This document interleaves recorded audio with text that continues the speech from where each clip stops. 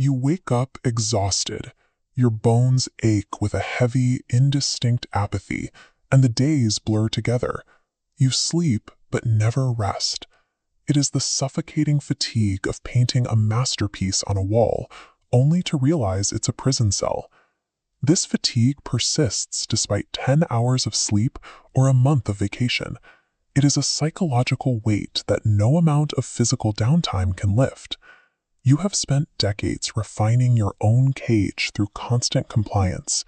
You followed the rules, offered the expected smiles, and carefully pruned away any trait that might cause friction. Every time you swallow a protest to remain polite, or bury a raw ambition to stay reasonable, you delete a piece of your internal map. When you remove enough of these sharp edges, there is eventually nothing left to anchor your identity. You become a ghost, a hollowed-out echo of societal expectations. We are starved of vitality because we have amputated the very limbs that allow us to move through the world with force. This exhaustion is the inevitable price of a completely sterilized existence. To find the architect of this exact condition, we have to look back to the dim glow of 19th century Copenhagen. The philosopher Søren Kierkegaard diagnosed this precise state of mind. He called it the sickness unto death. Kierkegaard's sickness is a despair of the spirit. It occurs when a person chooses to be someone else, or more accurately, when they refuse to be who they truly are. You look in the mirror and see a fractured image because you are playing a character. You have severed your true nature to appease the crowd, leaving the real you to wither in the background. To live in this state of severance is to walk through the world as a corpse. You are breathing, yes, but you lack the vital spark that makes existence a triumph rather than a chore. Decades later, the psychoanalyst Carl Jung mapped the exact anatomy of this psychological severance. He called the discarded, severed half of the human psyche the shadow. The shadow operates as a psychological landfill.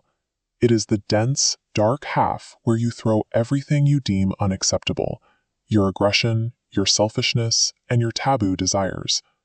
From childhood, you were told those specific traits made you unlovable, so you split yourself in two.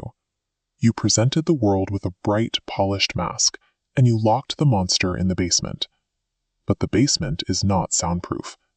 This mechanical failure is the reason for your chronic exhaustion. It takes an immense, constant amount of cognitive energy to keep the basement door bolted shut.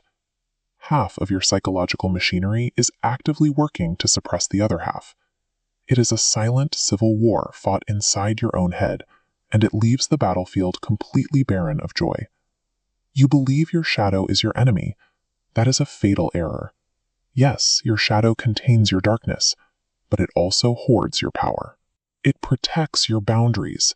It holds your capacity to say no with a steady voice, and it fuels your fierce, competitive drive. We are taught to equate harmlessness with goodness, but a person who is merely harmless is not virtuous. They are simply incapable of taking action. True virtue requires the capacity for malice, combined with the conscious, disciplined choice to withhold it. Integration begins by inviting the monster to the table. When you feel a flash of blinding anger or bitter envy, do not immediately suppress it with guilt. Observe it. Let that envy burn. It is a highly accurate map, pointing directly toward the ambitions you secretly desire but are too terrified to pursue. Jung warned that until you make the unconscious conscious, it will direct your life, and you will call it fate. Sit alone in the quiet. Brutally admit that you are selfish and that you are arrogant. By looking the demon in the eye, you strip away its autonomy and bind its raw, kinetic energy directly to your conscious will. The cure for your exhaustion is not more rest. The cure is the violent embrace of your entire architecture, both the sunlit spires and the damp crypts below. Only then will you truly wake up.